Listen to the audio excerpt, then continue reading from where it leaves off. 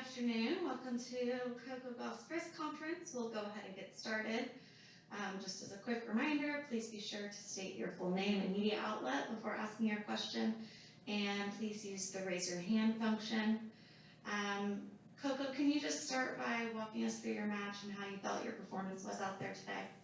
I started off obviously very strong in the first set.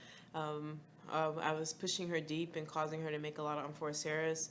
And then in the beginning of the second, she definitely stepped her game up, started to put more first serves in the court, and started to push me deeper in the court, which also caused me to do more unforced errors. And then when I went down the break, I just realized that I have to stop trying to go for small targets and start aiming for bigger targets.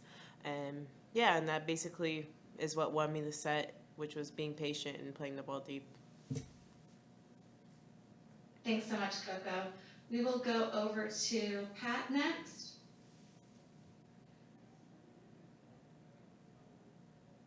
I believe you're still, there we go. Yeah. Hello, Coco. Congratulations. You played Sevastova twice earlier this year. You won the first set. You lost the second. With any uncertainty when you went down a break in the second set? I can't sit here and lie and say I didn't think about it. I for sure thought about it. The last couple times matches we played, I've won the first and lost the second, and the time before she won the first and I won the second. But we split sets almost every time, I believe. I could be wrong, but so I definitely thought about it, and I think that's what's caused me to go down that break, because I was overthinking it in my head too much, and I think I just focused more on this match and not worried about previous matches. How did you find the conditions out there today? It was a little bit windy today, in some areas, but I think we both had trouble finding our timing. I think we had a high unforced error count between the both of us. So I think we were both having trouble finding our timing, but I think the points got better towards the end of the second set. Is the court to your liking? I mean, you play a power game. Some of the women have been saying it's not quite as fast as some other courts, but how does it feel to you? It's definitely not the fastest I've played on. I mean, where I train at home, I train on a fast court, so I actually prefer playing on a fast court and practicing on a fast court and coming to courts like this, which are not as fast. I wouldn't say it's necessarily slow, but it's not as fast as the one I play at home. But that's the reason why I practice on the fast court, is because it makes the matches in other courts seem slower. Thank you. Good luck. Thanks. Thank you, Pat. Next, we'll go over to Mario. Coco, Mario Sérgio Cruz from Tennis Brazil. Sevastova used to be a tricky opponent for you over the years. So what do you think you can make different today to have a better result? And also, can you talk a little bit about the next round against Potapova, a very young player like you? Sevastova's obviously gave me problem in previous matches, and even today, she's still a tough opponent today. I just came out on top today, but she's not an easy opponent. She can mix up the game really well, which is what you don't see often on the women's tour, so it's definitely troublesome. But what I adjusted today was just focusing more on myself and not about what she does on her side of the court.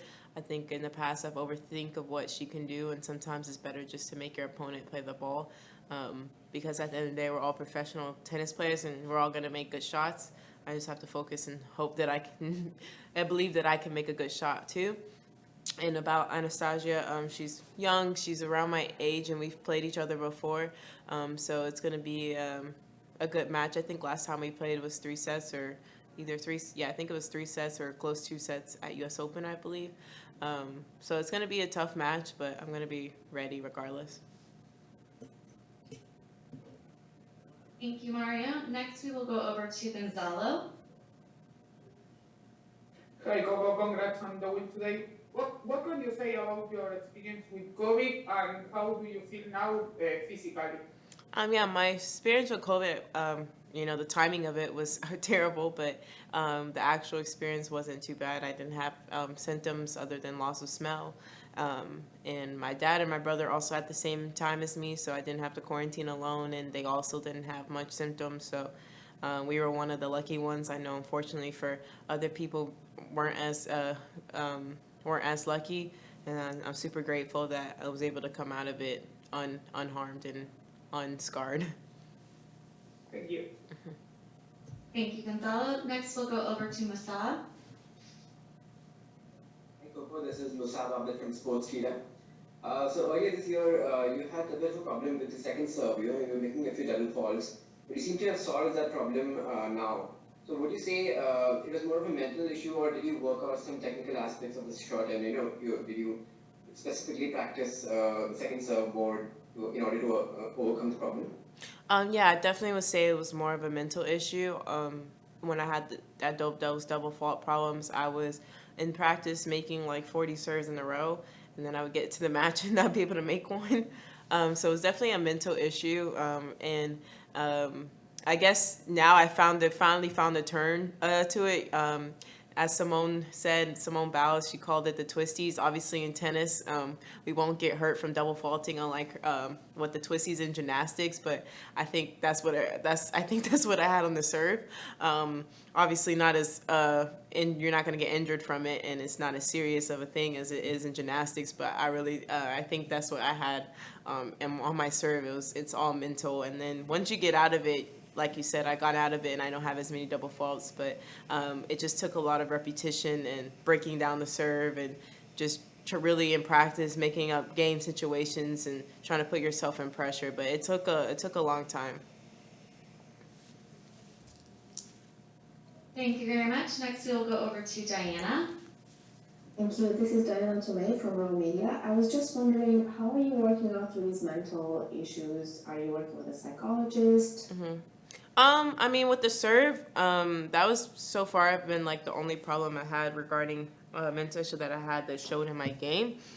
And that was just work with my coaches and my parents. But I don't currently have a psychologist. I feel like with me, I do a lot better.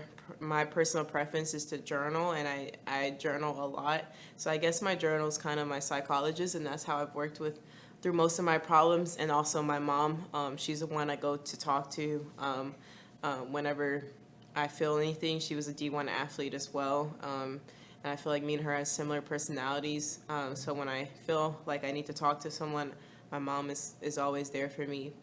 But for me, I guess coping with everything on tour and everything, journaling is the thing that helps me the most. Thank you. Thank you, Diana. Next, we will circle back to Pat. I'm good, thanks. All I'm good, right, thanks. wonderful. Any other follow-up questions? All righty, thank you so much, Coco. That'll Thank you. conclude our press conference. Thank you.